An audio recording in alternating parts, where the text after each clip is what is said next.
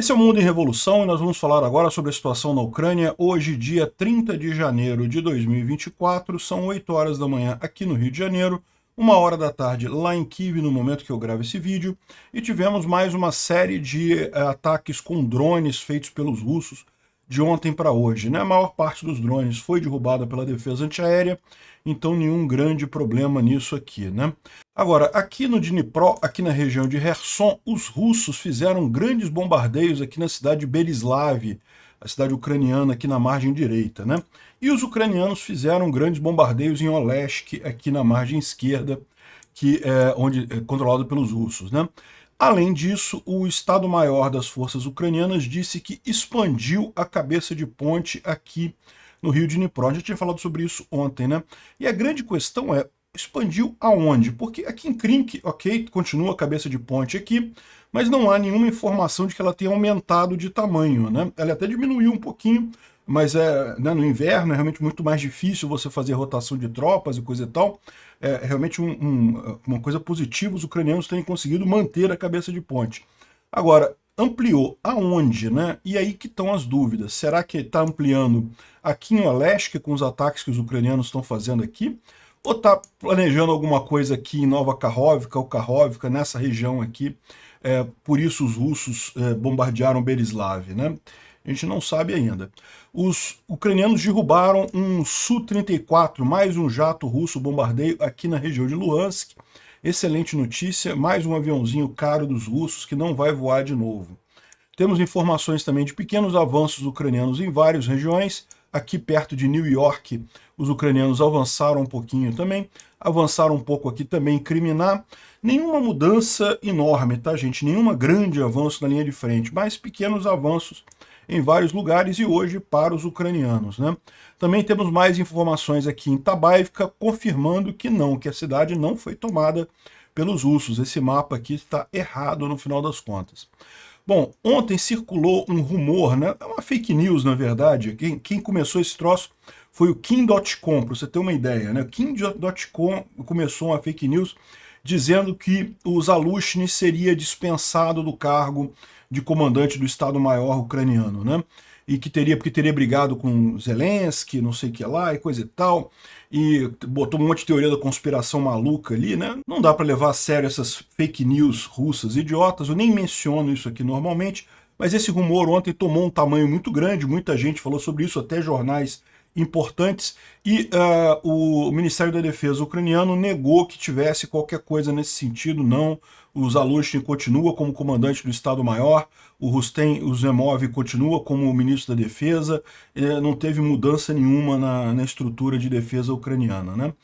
O que a gente não sabe é o que aconteceu com o Gerasimov. Hoje faz 31 dias, um mês exato, que o Gerasimov foi visto pela última vez em público, né? Desde então, nunca mais foi visto. E você lembra, teve no início de janeiro, no dia 4 de janeiro, um ataque ucraniano contra postos de comando ali na Crimeia, em que surgiu o rumor que o Gerasimov teria sido atingido e morto num desses ataques, né? E no dia 4 de janeiro, e até agora nunca mais o Gerasimov foi visto em público, né? Pode ser que ele tenha morrido, pode ser que ele tenha ficado ferido e está em tratamento médico nesse tempo todo, mais adiante a gente veja ele aí, mas só o fato de ele ter ficado esse tempo todo sem sequer aparecer em público começa a chamar a atenção do pessoal, né? Bom, vamos falar sobre esses e outros assuntos em detalhes. Essas notícias foram sugeridas por Carro Alegórico do Peter de Fio Dental, Virei Flamengo e várias outras pessoas. Obrigado aí ao pessoal que sugeriu notícias lá no nosso site, no visãolibertaria.com. Obrigado a você que está assistindo o nosso vídeo. Se você gosta do nosso conteúdo, por favor, deixe o seu like e se inscreva aqui no canal, né? Pois bem, então é isso daí. Vamos começar com o ataque russo que teve aqui com drones. Está vendo vários locais aqui teve drones derrubados. Foi um total de 35 drones Shahid lançados durante a noite, dos quais 15 foram derrubados e muitos deles foram visados na linha de frente. Dessa vez, diferente das outras vezes, os russos de fato visaram infraestrutura e instalações militares ucranianas. Onde é que teve problema? Teve problema aqui em Kharkiv, atingiu alguma coisa aqui em Kharkiv, também aqui na região de Kherson, também teve coisas atingidas por aqui. Enfim, teve esse grande ataque russo de ontem para hoje, né? Mas temos boas notícias do lado ucraniano aqui, ó. Ali na região de Luhansk, os ucranianos derrubaram um Su-34, que é dos jatos mais modernos que os russos têm nessa guerra, é o Su-34, o Su-35. Acima desses, em tese, eles têm o Su-57, mas nunca foi visto na guerra. Muita gente diz que ainda está em fase experimental, ainda tem alguns poucos aviões protótipos lá na Rússia. Na prática, não existem, né? Então, são dos aviões mais modernos que a Rússia tem e perdeu mais um. É o 23º que eles perdem nessa guerra, um prejuízo considerável para a Rússia, né? Não se sabe em que situação que ele foi derrubado, como que ele foi derrubado, mas a boa notícia é essa, né? Bom, aí nós temos o tradicional incêndio russo, isso aqui em Tula, um prédio residencial pegou fogo, o teto do prédio residencial pegou fogo, não se sabe como que isso aconteceu. Rostov teve alerta de veículo aéreo neutralizado, então em tese o drone que foi para Rostov não atingiu nada. A gente tem aqui também a mesma coisa em Belgorod, também no vilarejo de Dolgoia, né? Belgorod é o nome de uma cidade, mas também é o nome de um estado, um oblast lá na Rússia. Então no oblast de Belgorod, no vilarejo de Dolgoia, também teve um drone lá que não atingiu nada, segundo eles estão dizendo aqui, né? Agora, uma coisa curiosa de ontem para hoje é que foram subestações pegando fogo lá na Rússia, né?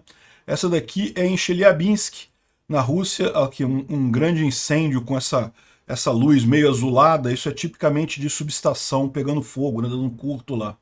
E aqui na Rússia, em Moscou, tá vendo a mesma coisa? Dá para ver a luz azulada também, justamente alguma subestação pegando fogo aqui no sul de Moscou. Isso aconteceu hoje, dia 30 de janeiro, né? Enfim, a infraestrutura elétrica de Moscou parece que está sobrecarregada, né? Tivemos ontem um ataque aqui em Donetsk, mas de novo a gente não sabe se foram ucranianos ou se foram russos ou se foram partisãos, né? Se foi alguém que preparou alguma coisa. Dá para ver um carro explodido aqui, algumas pessoas caídas na rua. Não temos muitas informações sobre isso, aqui só mostrando aqui. É a mesma cena, é um carro pegando fogo e um monte de corpos no meio da rua. Exatamente o que aconteceu aqui, a gente não sabe direito. Bom, aqui em Olesk, os ucranianos atingiram um veículo de comando Tiger M, ali na região de Kherson, em Olesk, né? Então, Kherson é essa cidade aqui, ela está na margem direita do rio de Dnipro, e é controlada pelos ucranianos, a margem direita, a margem esquerda está com os russos ainda. Da mesma forma que você tem a cidade de Kherson e tem o Oblast de Kherson, né? O Oblast de Kherson é toda essa área aqui, isso aqui tudo ainda é Oblast de Kherson, e aqui em Olesk os ucranianos atingiram esse veículo aqui, aparentemente foi justamente um drone FPV, né? Dá para ver pela imagem que foi um drone FPV atingindo o veículo de comando ali, né? Bom, isso aqui está de acordo com o que disse a porta-voz das Forças Armadas Ucranianas, a Natalia Romeniuk. Ela disse que nossas forças conseguiram resultados com a expansão das cabeças de ponte. Mas nós precisamos ter em mente que a situação na frente continua muito flexível, tem mais inimigos ali na margem esquerda, né? Ou seja, o que eles estão dizendo é que os ucranianos estão avançando aqui nas cabeças de ponte. Repara que ela fala nas cabeças de ponte. Krink é uma das cabeças de ponte. Aqui, até onde a gente sabe, não teve aumento, mas tem outras cabeças de ponte, né? Tem aqui Kozak Larehi, tem Pchanivka, tem aqui em Olesk, enfim, tem aqui próximo de Rola Pristan. E aí, aonde foi esse aumento, a gente não sabe, né? Eles não deixaram claro aqui. Muita gente está dizendo que pelo fato de ter sido em Olesk esse ataque aqui, pode ser que indique que é ali em Olesk que eles estão expandindo a cabeça de ponte, né? Mas aqui é, por exemplo, que fala aqui o Piratozov. Muitos rumores, a gente não sabe exatamente aonde seria o avanço, né? O normal seria eles avançarem ali em Krinker, mas tem outras cabeças de ponte também, pode ser que tenham avançado em outras cabeças de ponte. E Olesk, Pchanivka, Kozak Larehi, Pidstepny, são várias cabeças de ponte que tem ali. Mas tem um outro detalhe que é isso daqui, ó. Em Berislav, os russos lançaram bombas em edifícios residenciais, né? Berislav é essa região aqui, ó, Berislav está aqui. Então, os russos fizeram um grande bombardeio aqui entre ontem e hoje, na verdade em toda essa área aqui, entre Berislav, Novo Berislav, Kozatsk, toda essa área aqui foi muito bombardeada pelos russos ontem. E, bom, pode ser só maldade russa normal, né? Os russos estão querendo destruir prédios civis ucranianos e coisa e tal, mas pode ser que eles estejam preocupados porque eles acham que esse avanço que os ucranianos estão tendo aqui está vindo nessa direção, né? Isso faz algum sentido, porque lembra, o rio aqui não é mais tão grande quanto era no passado, né, onde está mostrado nesse mapa aqui.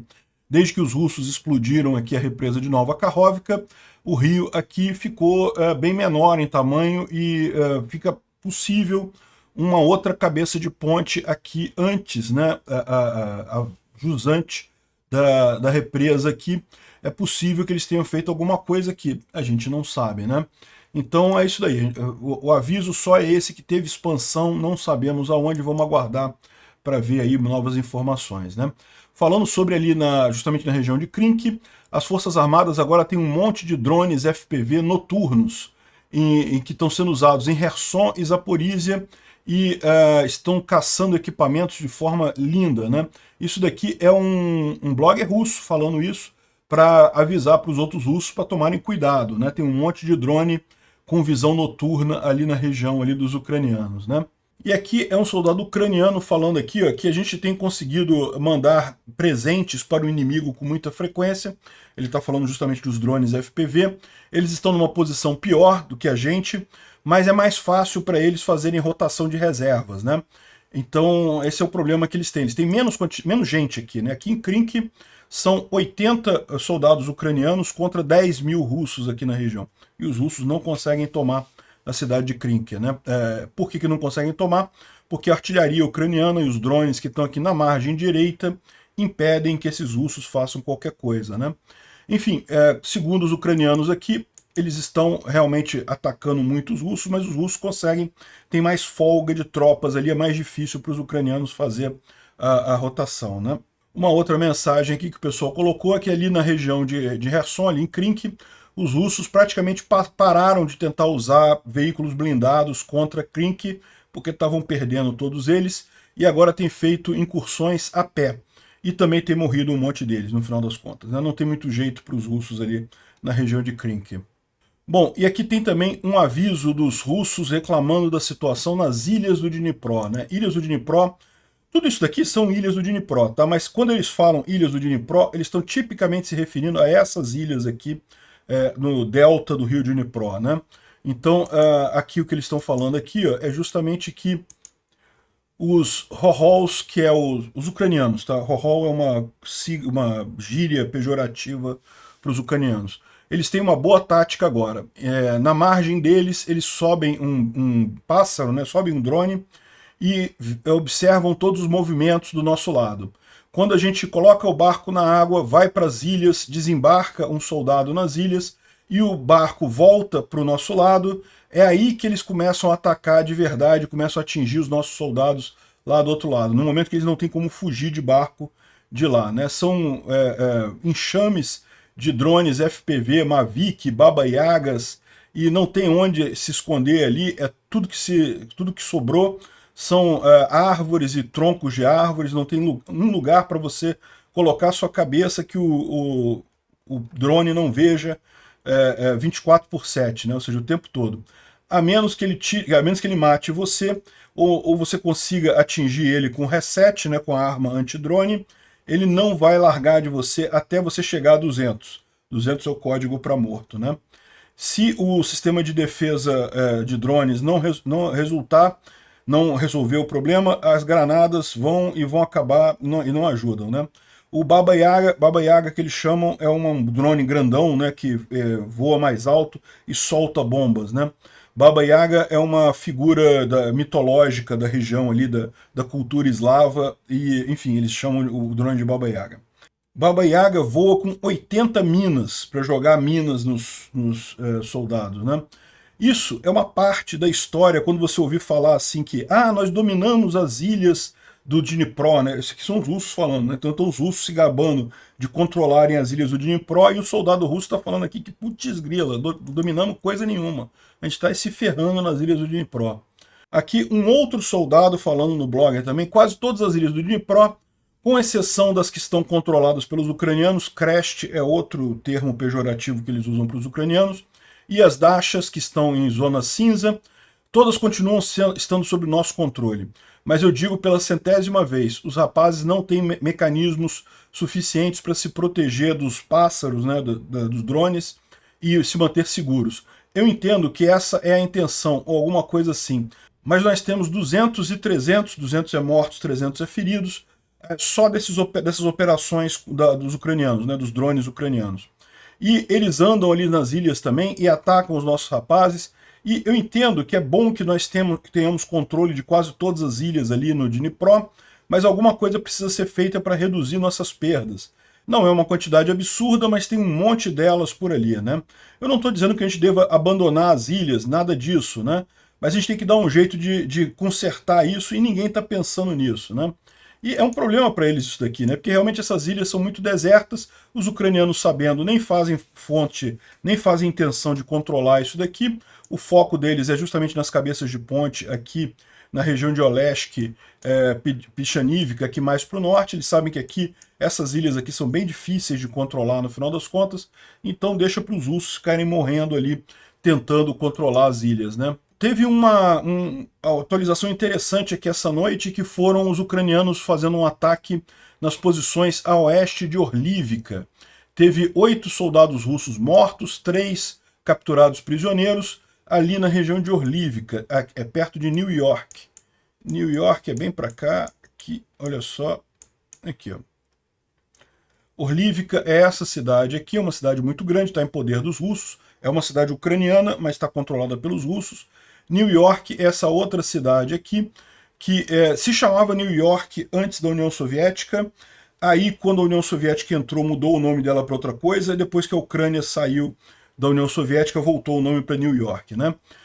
Coisas de russo da União Soviética, não queria ter referência a Nova York, coisa e tal. Enfim, mas a cidade hoje chama New York mesmo. E os ucranianos avançaram aqui, eu vou mostrar para vocês aqui, tem uma imagem aqui, ó.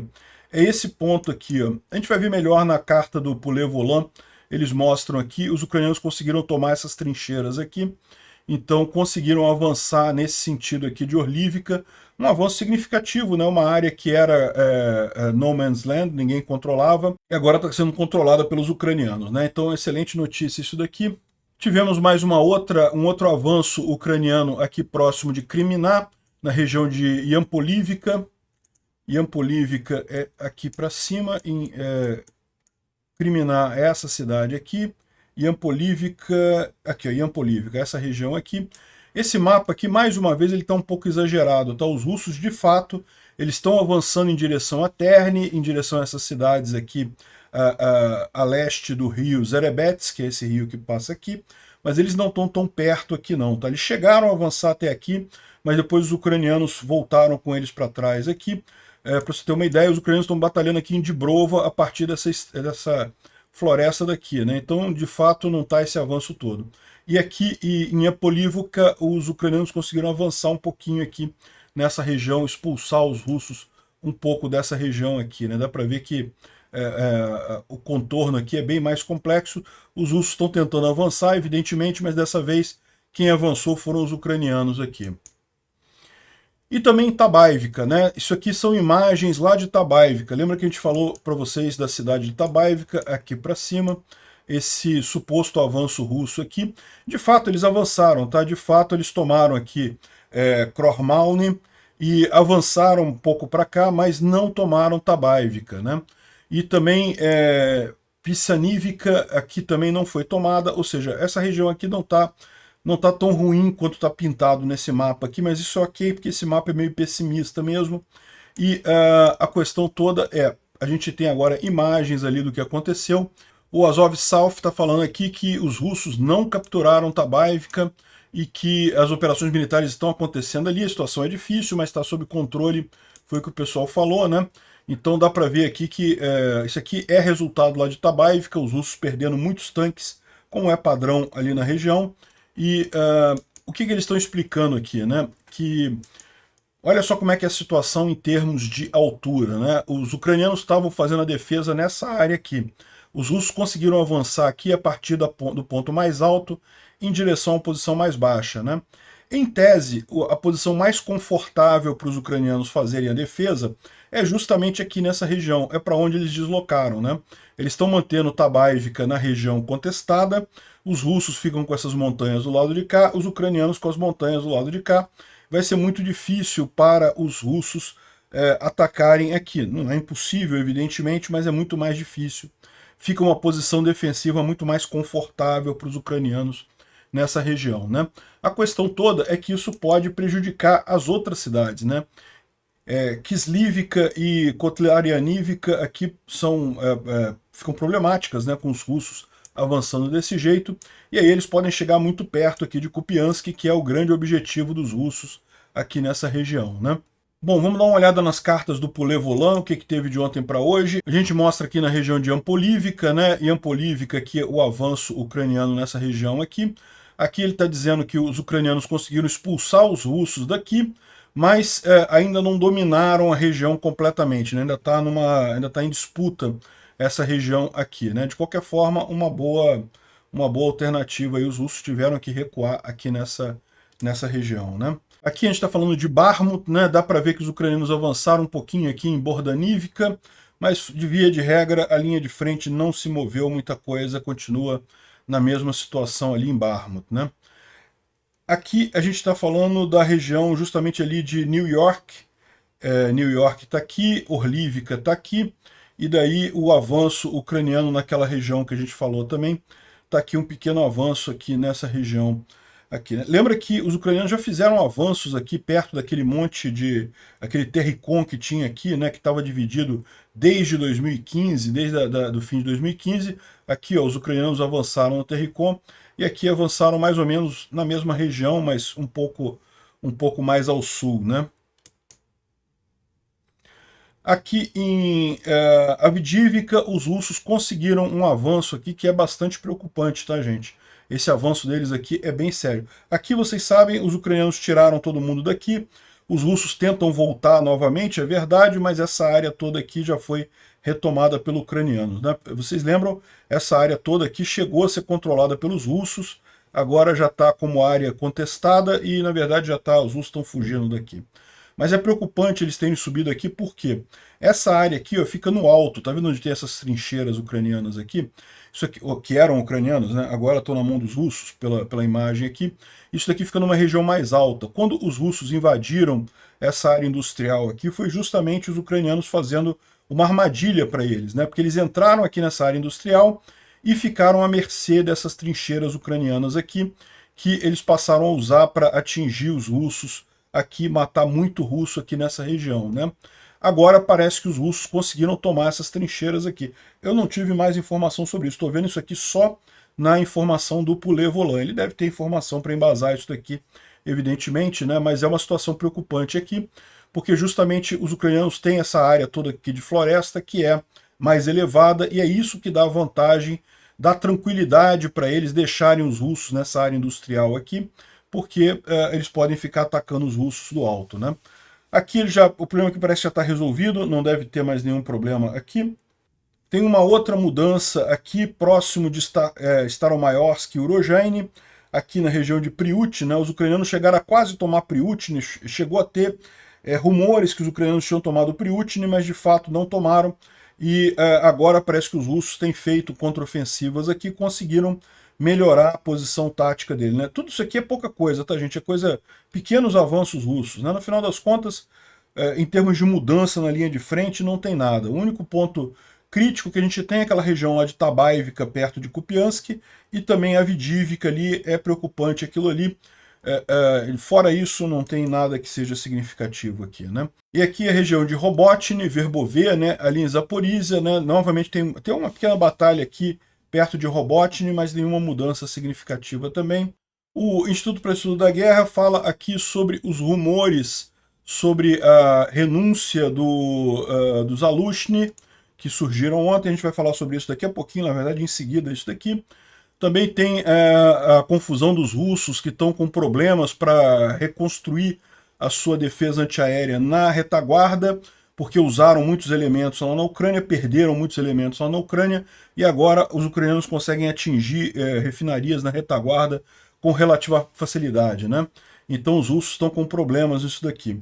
E também fala sobre uma questão ali envolvendo a Hungria, que um partido de extrema-direita lá na Hungria está dizendo que a região da Zacarpátia, né, que é essa parte aqui da Ucrânia, depois das montanhas Carpácias, né, essa região aqui, deveria pertencer à Hungria e coisa e tal. Tem umas histórias malucas aí, mas não, é só político maluco falando besteira, entendeu? Não tem nada de sério nisso, não tem nenhuma pretensão real, mas a gente vai ver que isso aqui pode ser usado para prejudicar o acordo da União Europeia com a Ucrânia. Vou falar sobre isso daqui a pouco também, né? Bom, a primeira coisa aqui, o desmentido do Ministério da Defesa ucraniano sobre os rumores de que o Zelensky teria demitido o Zaluzhny, ou que o Zaluzhny teria pedido renúncia, teria saído. Caros jornalistas, nós dizemos imediatamente para todos, não é verdade, né? Ou seja, esclareceu isso daí. Isso começou como uma fake news russa, o pessoal adora dizer que é plantar briga entre o Zaluzhny e o Zelensky. Os dois têm uma relação boa, assim, é lógico, não são amigos e coisa e tal, certamente existe algum grau de conflito ali. Por quê? Porque o Zelensky está muito mais focado em entrar na União Europeia. Isso implica em fazer mais controle sobre corrupção, controle de armas e coisa e tal. E o Zaluzhny está muito mais focado em reconquistar os territórios da Ucrânia. Então percebe como tem uma área de conflito ali, né? Justamente você fazer controle contra a corrupção implica em burocracia, implica em papelada, implica em investigação. E isso tudo é meio que incompatível com o que o Zaluzhny está fazendo, que é querer tirar os territórios, né? Então existe algum grau de atrito, mas não é nada sério, evidentemente é o normal, é o esperado, faz parte do processo, né? A coisa toda começou com esse jornalista aqui, acho que ele é alemão, falando sobre essa situação e, no final das contas, ele ainda colocou aqui uma conta falsa do Budanov. Ele está seguindo uma conta falsa do Budanov que disse aqui: acredite apenas em fontes oficiais, escreve o Budanov. Não, esse não é o Budanov, isso aqui é uma conta falsa. Talvez, mas aí você só vai dar a notícia muito tempo depois, ou seja, está na cara que ele acreditou em alguma fake news russa para dizer que o Zaluzhny tinha brigado com Zelensky, coisa e tal, mas não, né? É que o pessoal está explicando. Explicando como é que você consegue uma história nesses jornais aqui, ó. Ele está cotando uma conta falsa que diz ser o Budanov. Ou seja, o Budanov, essa conta do Budanov literalmente fala que é falsa na descrição. Bastava o cara ter colocado o mouse aqui para ver a descrição da conta aqui, que parece que é em inglês ele, ó.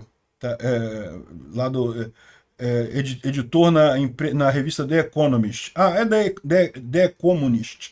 É da empresa comunista, lá da revista comunista. Está explicado o problema. Ou seja, bastava ele botar os mouse aqui para ver que era uma conta falsa do Budanov, né? Explica por que ele está dando esses furos errados aí.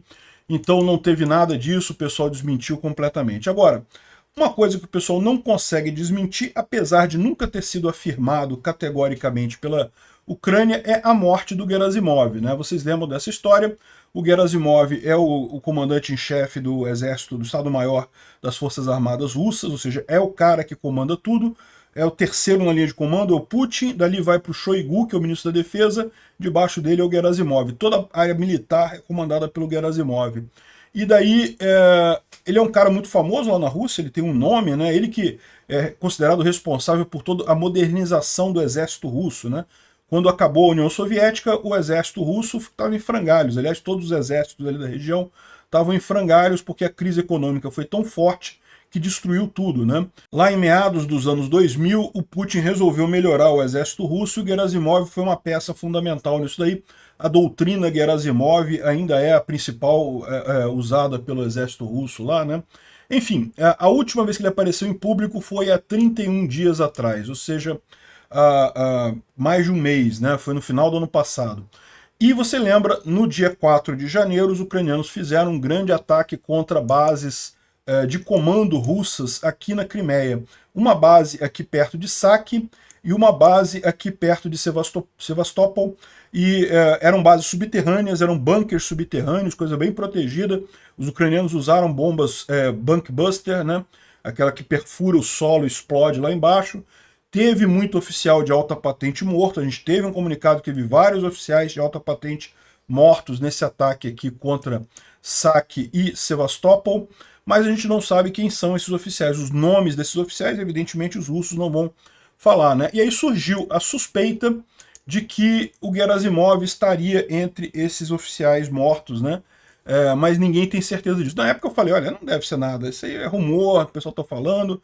Mas a cada dia que passa e o Gerasimov não aparece, a coisa começa a tomar um ar de ficar mais complicado, né? Porque para pensar, né? Ok que a função dele não é uma função de relações públicas, a função dele é comandar o exército, então ele realmente não é um cara que aparece o tempo todo assim, o Putin e o Shoigu fazem mais esse papel, mas de qualquer forma ele é um cara importante, né? Então, e a gente já mostrou aqui que teve cerimônias, por exemplo, de entrega de medalhas para soldados que normalmente eram feitas por ele, sendo feitas por outros generais, né? Então começa a ter essa dúvida aí. Aqui o Jean Kalberg está falando aqui, dia 26. Dia 26 por quê? É porque justamente ele está contando a data de visualização do ataque lá do Gerasimov, né? O Gerasimov pode estar morto. Se os russos disserem que ele morreu de uma condição médica, morreu de problema médico, então foi porque os ucranianos mataram ele. Se os russos disserem que os ucranianos mataram ele, então é porque foi o próprio Putin que matou ele, o próprio Kremlin que matou ele próprio, né? E certamente seria uma coisa disso. Vamos ver o que vai acontecer aí. Veja, ele pode não ter morrido, pode ter ficado muito machucado e está em recuperação esse tempo todo, né?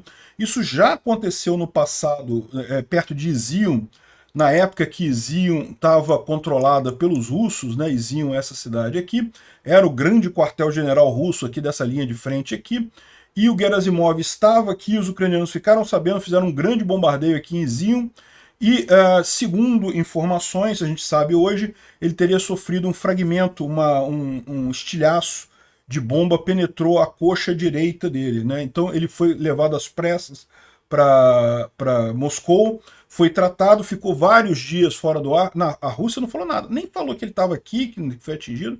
Aqui também, nessa época, um monte de oficiais russos morreram, também de oficiais graduados russos morreram aqui.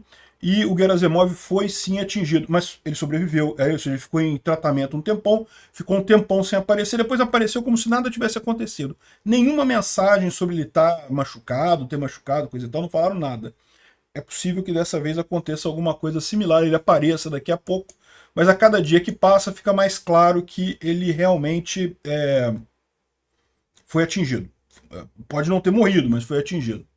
Isso daqui é um outro caso muito estranho envolvendo o Gerasimov, né? Esse aqui é o general Popov, ele foi chamado para Moscou com urgência, ele estava na Síria, onde ele foi exilado no último ano, porque ele foi tirado do posto de comando depois de ameaçar fazer uma rebelião aberta contra o Shoigu e o Gerasimov. Então esse cara aqui é inimigo do Gerasimov. Ele estava reclamando que as tropas não estavam sofrendo rotação, que não tinha munição suficiente. A mesma reclamação do Prigozhin, do grupo Wagner, vocês lembram, né? Então o Popov também tinha essa reclamação. Os soldados adoram o Popov, a tropa adora o Popov, mas o Gerasimov não gosta do Popov, né? E aí, nessa briga entre os dois, a decisão foi tomada, o cara foi enviado para a Síria, ele perdeu o posto de comandante do 58º Exército Russo e foi mandado lá para a Síria e agora foi trazido de volta, né? Por que trouxeram o cara de volta? Talvez porque não tem mais o problema do Gerasimov, né? Vamos ver. Bom, isso daqui é um vídeo mostrando os soldados russos, os prisioneiros de guerra russos, que estão tomados pela Ucrânia. Dá para ver o pessoal aqui, todo mundo bem de saúde, dormindo em caminha confortável e coisa e tal. É lógico, né? Prisioneiro de guerra não vai ficar em hotel 5 estrelas, mas estão aqui em camas confortáveis, em lugar limpo e coisa e tal, e bem tratados. E esses são justamente os soldados que seriam trocados recentemente aí com os russos, né? Então a gente está esperando que parece que vai haver essa troca de soldados ainda. Os russos desistiram de empurrar a mentira deles de que morreram os soldados na queda do voo. Então vai ter troca sim. E aí o pessoal aqui ucraniano está pedindo para eles, quem quiser falar com alguém lá do lado de lá, para pedir para agilizar essa troca de prisioneiros e coisa e tal, né? Enfim, tá o pessoal aqui, todos estão bem cuidados aqui do lado ucraniano, né? Infelizmente, do lado russo, a situação não é tão boa assim. Os guerreiros ucranianos que a gente recebe de volta estão todos famintos e maltratados, né? Enfim. Bom, vai ter um encontro agora entre o Zelensky e o Orbán, justamente porque a expectativa é que no dia 1º de fevereiro, daqui a 2 dias, depois de amanhã, a comunidade europeia aprove aquela ajuda de 50 bilhões de euros para a Ucrânia, né? E o Orbán é o ponto que está segurando isso daí. Deve ter um encontro entre os dois, né? A Rheinmetall, que é a empresa de material bélico alemã, está criando toda uma nova fábrica para aumentar a produção ali na região de cartuchos de artilharia, entre outras coisas, também para a Ucrânia, né? Obrigado por assistir o vídeo até o final. Se gostou do conteúdo, não esqueça de deixar o seu like, isso ajuda o canal a crescer e a chegar para mais gente. Se não gostou, deixe o dislike e explique nos comentários como podemos melhorar. Comente também sugestões de temas que podemos trazer por aqui. Comentários insultuosos ou defendendo ditaduras e criminosos de guerra serão sumariamente bloqueados. Agradeço a compreensão. Se ainda não é inscrito no canal, considere se inscrever clicando no botão inscrever-se abaixo e marcando a campainha para todos os avisos. Se quiser ajudar o canal, veja no nosso site como você pode fazer isso.